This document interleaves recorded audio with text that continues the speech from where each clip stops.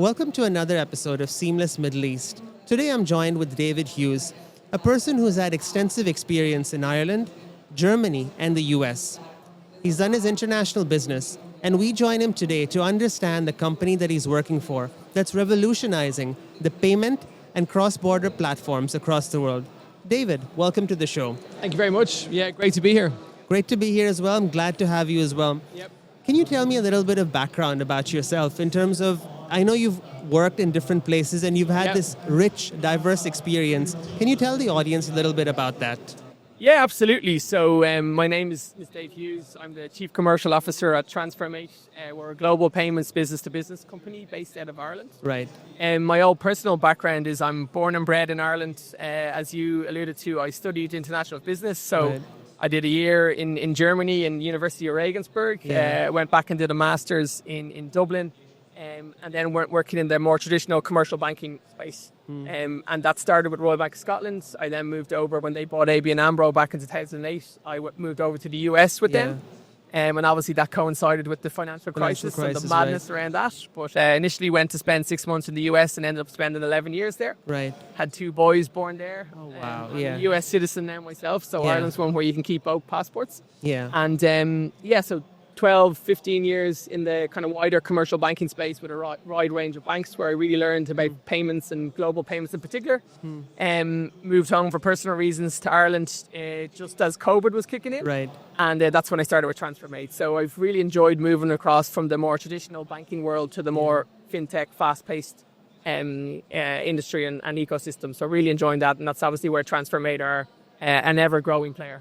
That's good to hear. Before we talk about TransferMate, you moved to the US in a very peak time during the global financial crisis with Lehman Brothers. What has been the biggest lesson for you that you've learned and how have you overcome it? Yeah, I think it's a really good question. And I think what I took away from that time in general, and RBS were particularly who I worked for at the time. Royal Bank of Scotland, right. Exactly. Pre-2008, they were one of the biggest banks in the world. At that time, They just acquired ABN AMRO. Yeah. Pre-2008, so they bought it at a premium, and obviously the market tanked after that. So RBS were very adversely impacted by the financial crisis. And I think what I learned from that time overall is that from a business sense, you can learn as much from a company that is kind of declining and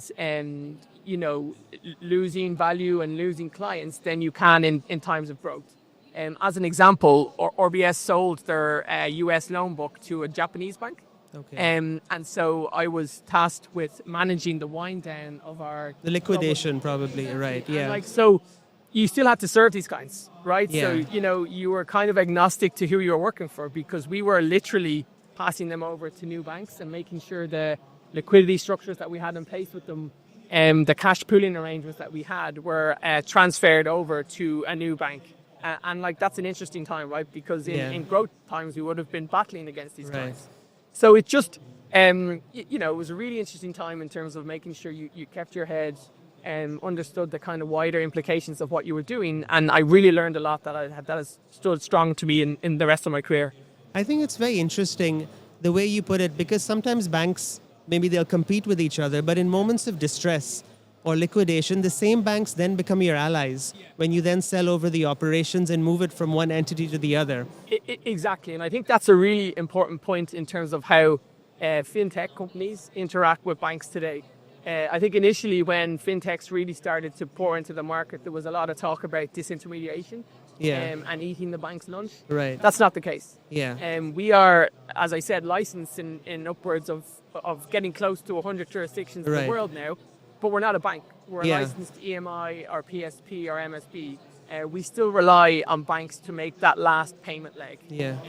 And that's always going to be the case. We've no desire to become a bank. Right. We will always rely on banks, but the difference is we rely on them on a local level, right? So because we're licensed, we're able to open up local accounts in these jurisdictions, right, and therefore avail of the speed and cost benefits that you have from offering a local offering rather than a one that goes to the kind of correspondent network. How have you noticed banking behavior change? So if you look 10, 15 years back, people would put their money in small cooperative banks in the US or one of the larger banks. Now, obviously, the scale of business has been payments, cross-border, FX rates. How have you noticed people's behavior and openness towards these kind of avenues?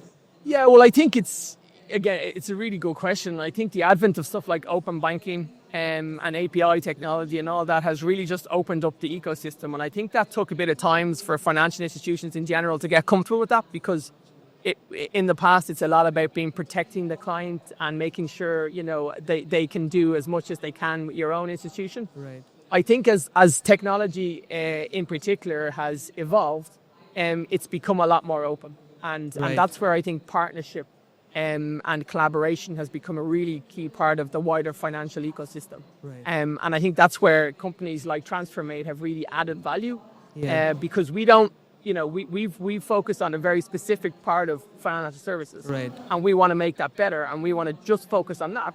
And if we can add that to an FI that is doing, a wide range of other financial service activities, I think we can add real value collectively. I think that would be a good idea to add it to a large established financial institution. To add the services together, it would be a good combination as well.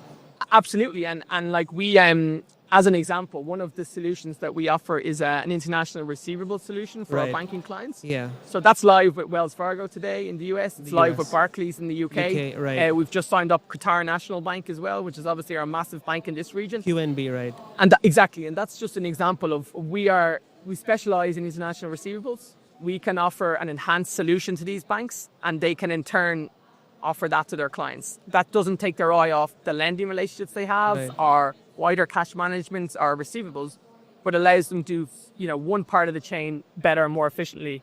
And that's, the kind of swim lane that we like to focus on. And that's the beauty of specialization, when you're able to, like in receivables, probably do some sort of discounting or something similar. Exactly. And we say that to all our partners, right? Because we have licensed partners like banks, or PSPs or EMIs, but we also have non-licensed partners like an SAP or a Coupa. Right. In that instance, we're the money movers, so we have to have a direct relationship with our clients, and that's we like to position ourselves as the expert money mover. We like to take responsibility for the funds from A to B, because that's our requirement per our licensee requirements. Right. And so we're happy to position ourselves as that specialist and let our partners focus on their core offering.